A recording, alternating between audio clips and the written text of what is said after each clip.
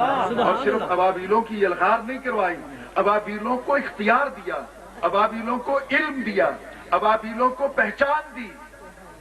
علم کس طرح دیا؟ اب تفسیر مظہری میں پڑھے نا، الم تر کیف فعل ربک باصحاب الفیل۔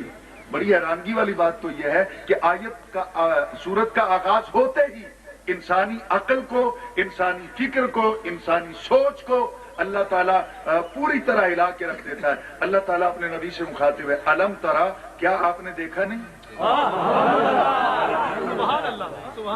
میں شاید کہہ نہیں سکا، میری نالائکیاں بالکل اپنی جگہ پہ رہیں گی، آپ بات کو خود سمجھنے کی کوشش کریں گے۔ تقاریر آپ سن چکے ہیں، میں تو نالائک سے آدمی ہوں، تقریر کرنے کی اہلیت نہیں۔ اب ذرا غور کیجئے گا، الم ترا، آپ پوچھئے جا کے میرے تمام ان بھائیوں سے جو مخالف مکتبہ فکر سے تعلق رکھتے ہیں، جو اختلاف کی صورت بنانا چاہتے ہیں، ان سے پوچھئے کہ الم ترا کا مخاطب کون ہے؟ الم ترا کا مخاطب کون ہے؟ کس کو اللہ کہتا ہے کہ کیا آپ نے دیکھا نہیں؟ تو 1429 برسوں کے اندر آج تک تمام مکاتب فکر کا اتفاق ہے کہ اللہ نے اپنے محبوب کو مخاطب کیا اور کہا کہ اے نبی کیا آپ نے دیکھا نہیں؟ دیکھا نہیں؟ نبی تو اس وقت پیدا ہی نہیں ہوئے تھے، دیکھا کیا؟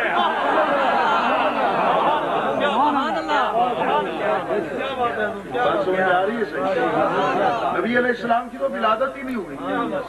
یہ درست ہے کہ آپ عام الفیل میں پیدا ہوئے، اسی سال میں، اسی سن میں آپ کی، لیکن آپ اس وقت تو پیدا ہی نہیں ہوئے تھے، اس وقت تو کائنات میں آئے نہیں تھے، اس وقت تو آپ نے اس کائنات کو دیکھنا ہی شروع نہیں کیا تھا، اور اللہ کہتا ہے کیا آپ نے دیکھا نہیں؟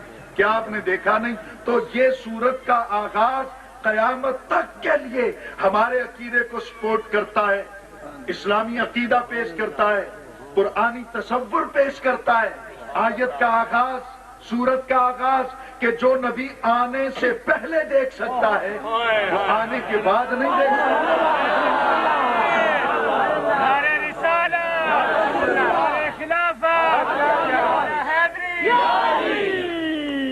اب ذرا غور سے میری بات کو سنیے گا، اللہ کے عالم نے کہا الم ترا، کیا دیکھا نہیں آپ نے؟ کیفا، کیفا، کیا؟ فعلا، کیا؟ فعلا بروزن ضرب آئے گا نا، یا بروزن نصرہ لے آئے؟ فعلا خود بھی ایک صیغہ بن جائے گا، فعلا، فعلا، فعلو، فعلت، ضرب، ضربا، ضربو، ضربت کے وزن پہ۔ فعلا، کیفا، فعلا، کیا کیا؟ کیا کیا کس نے؟ کیف فعل ابابیلوں نے کیا کیا؟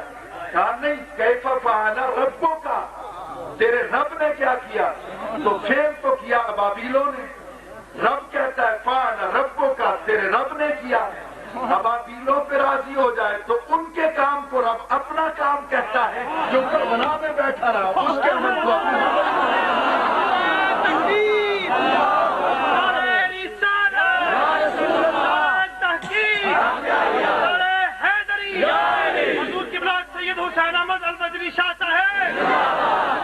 غور سے میری بات کو سنیے گا، اس سورہ مبارکہ کو اٹھا لیجئے، چلیے قاضی ثناء اللہ پانی پتی کے پاس، ان کی کتاب تفسیر کا نام ہے تفسیر مظہری، اور لے آئیں تفسیر کبیر، اور آگے چلیں حضرت علامہ ابن کثیر کی تفسیر ابن کثیر، اور مستند جتنی بھی تفاسیر ہیں آپ اٹھا کے لے آئیں۔ میں آپ کو حوالہ دکھانے کو تیار ہوں۔ اس وقت جو میں حوالہ پیش کر رہا ہوں وہ تفسیر مظہری کا ہے، قاضی ثناء اللہ پانی پتی کا ہے۔ اس آیت کے تحت وہ کہتے ہیں، حضرت عبداللہ ابن عباس رضی اللہ تعالیٰ عنہ سے روایت کرتے ہیں۔ کون عبداللہ ابن عباس؟ جو نبی پاک کے چچا زاد بھائی ہیں، سرکار کے کزن لگتے ہیں، رشتہ ہے، خونی رشتہ ہے، آپ کے سگے چچا حضرت عباس کے بیٹے ہیں، آپ کا نام عبداللہ ہے۔ قرآن پاک میں ہاتھ میں لے کر ارباب فکر کو دعوت فکر ہی دے سکتا ہوں۔ آپ بخاری اٹھا لیں، مسلم اٹھا لیں، ابن ماجہ لے آئیں، ترمذی لے آئیں، نسائی لے آئیں، ابو داؤد لے آئیں، صحیح ابو عوانہ لے آئیں، کوئی بھی آپ حدیث کی کتاب اٹھا کے لے آئیں، جہاں حضرت عبداللہ ابن عباس نے روایت کی ہے وہاں لکھا ہوا ہے عن ابن عباس قال قال رسول اللہ صلی اللہ علیہ وسلم۔ جہاں بھی وہ کہتے ہیں قال رسول اللہ، کسی ایک جگہ پہ تو کہہ دیتے کہ میرے بھائی نے اس طرح کسی ایک جگہ پہ تو وہ کہتے نا، ان کا حق بنتا ہے، وہ بھائی ہیں آپ کے، کہیں تو اپنے اس حق کو استعمال کرتے۔ کہیں تو اپنے رائٹس کو استعمال کرتے، وہ کہتے کہ میرے بھائی نے اس طرح کہا ہے، لیکن تمام کتب احادیث کے اندر روایات میں قال رسول اللہ کے الفاظ آئیں گے، اخی کے بھائی کے الفاظ نہیں آئیں گے۔ تو حضرت عبداللہ ابن عباس آج سے 14 صدیہ بیشتر تیرے اور میرے عقیدے کو بیان کر گئے کہ جب بھی بیان کرنا ہو رسول کے حوالے سے تو رسول اللہ کہہ کے بات کرنا، بھائی نہ بننا، بھائی نہ بننا۔ اور وہ پیغام دے گئے کہ بھائی بن کے عزت نہیں ملتی، غلامی کا توق گلے میں ڈال کے عزت ملتی، غلامی کا توق گلے میں ڈال کے عزت ملتی ہے۔ تو حضور والا حضرت عبداللہ ابن عباس 13 برس کے تھے، عالم دین بن چکے تھے، اور کس طرح آپ نے کس ادارے میں جا کے پڑھا تھا؟ دارالعلوم دیوبند میں یا بریلی شریف میں؟ میں کسی کو اوٹ نہیں کرتا نا، اپنی بات بھی کرتا ہوں۔ وہ کس ادارے میں گئے تھے؟ بریلویوں کے پاس، دیوبندیوں کے پاس، اہل حدیث کے پاس، شیعہ کے پاس، چترور گڑھیوں کے پاس، پرویزیوں کے پاس، وہ کس کے پاس گئے تھے پڑھنے کے لیے؟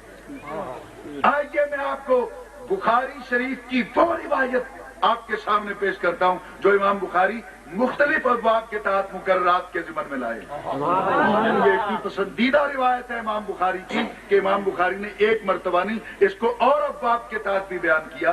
مقررات کے ضمن میں جب کوئی روایت امام بخاری پیش کرتے ہیں تو اس کی چند وجوہات ہوتی ہیں۔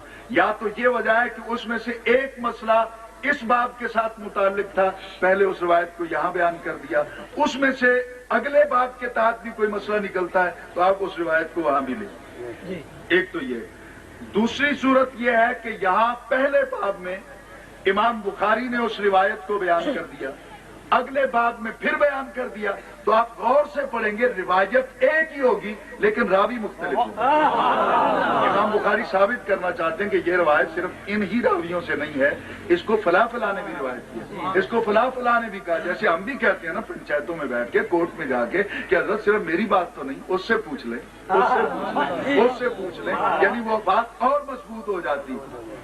حضرت عبداللہ ابن عباس کہتے ہیں کہ ایک دن میرے آقا، میرے لجپال، میرے ہادی، میرے سائیں، میرے مرشد، نبی دو عالم، سب کہہ دیجئے صلی اللہ علیہ وسلم، جو پسند کرتے ہیں وہ کہیں، باقی تکلیف صلی اللہ علیہ وآلہ آلہ وصحبہ وسلم۔ سرکار آپ جس کو بیت الخلاء کہتے ہیں، باتھ روم کہتے ہیں، آپ سرکار تشریف لے گئے رفع حاجت کے لیے۔ حضرت عبداللہ ابن عباس کہتے ہیں میں چھوٹا بچہ تھا لیکن سرکار کو دیکھ دیکھ کر مجھے اس بات کا علم ہو چکا تھا کہ نبی پاک جب بھی اس عمل سے واپس آتے ہیں آپ پہلے وضو کرتے ہیں، آپ کی عادت تھی۔ تو اس دن حضرت عبداللہ ابن عباس کہتے ہیں کہ میرے من نے چاہا تھا، میں چھوٹا لیکن میرے من نے صدا دی کہ آج سرکار کے وضو کے لیے پانی میں رکھوں گا۔ وہ گئے، اس دور میں جو بھی برتن یوز ہوتا تھا وضو کے لیے، اس کو اپنا لوٹا کہہ لیجئے، سراہی کہہ لیجئے، یعنی ہر دور کا اپنا ایک